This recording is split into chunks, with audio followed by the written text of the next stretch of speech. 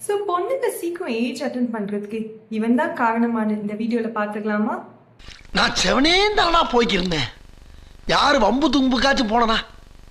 So 1800லேருந்து 2000s வரைக்கும் பொண்ணுங்க வயசுக்கு வர வயசு வந்து கொஞ்சம் கொஞ்சமாக கம்மியாகி 70லேருந்து இப்போ 12 வயசு கீழே கூட பொண்ணுங்க வயசுக்கு வராங்க. ஸோ இதோட மெயின் காரணம் என்னன்னு பார்த்தீங்கன்னா 40 to 50% வந்து சைல்டுஹுட் ஒபிசிட்டி.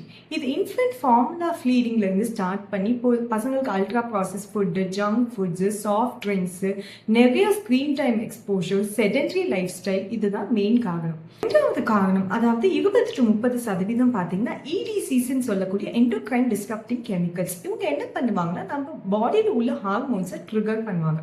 ஸோ இது என்னெல்லாம் பார்த்தீங்கன்னா மைக்ரோ பிளாஸ்டிக்ஸ்லேருந்து ஸ்டார்ட் பண்ணி ஏர் ஃப்ரெஷ்னர்ஸ், பர்ஃப்யூம்ஸ், பூச்சி மருந்து, பெஸ்டிசைட்ஸ், நம்ம சாப்பிட்ற எல்லா சாப்பாடுலையும் இப்போ பெஸ்டிசைட்ஸ் இருக்குது, அதுக்கப்புறம் காஸ்மெட்டிக்ஸ், இது எல்லாம் தான் ரெண்டாவது மேஜர் ரீசன். ஸோ மூணாவது ரீசன் பார்த்தீங்கன்னா ஸ்ட்ரெஸ். அது அகாடமிக் ஸ்ட்ரெஸ்ஸாக இருக்கலாம், இல்லாட்டி ஃபேமிலி ரிலேட்டட் ஸ்ட்ரெஸ்ஸாக இருக்கலாம். இப்போ டிவோர்ஸ் ரேட்ஸும் இன்க்ரீஸ் ஆகுது. ஸோ அதனால அஃபெக்டடான குழந்தைகளுக்கு உண்டான ஸ்ட்ரெஸ்னால கூட சீக்கிரம் குழந்தைங்க வயசுக்கு வர சான்ஸ் இருக்குது.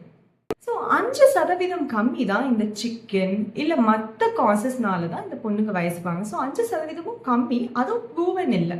ஸோ சிக்கனை மட்டுமே நம்ம குறை சொல்லிட்டு பசங்களுக்கு நல்ல ப்ரோட்டீன்ஸை கொடுக்குறத நம்ம நிறுத்தக்கூடாது. ஸோ கண்டிப்பாக சிக்கன் சேஃப் தான். ஸோ கண்டிப்பாக நீங்களும் உங்கள் பசங்களுக்கு கண்டிப்பாக பிராய்லர் சிக்கனோ, நாட்டு சிக்கனோ, எண்ணெய் சிக்கனோ எது வேணாலும் கொடுக்கலாம். அப்பாடா.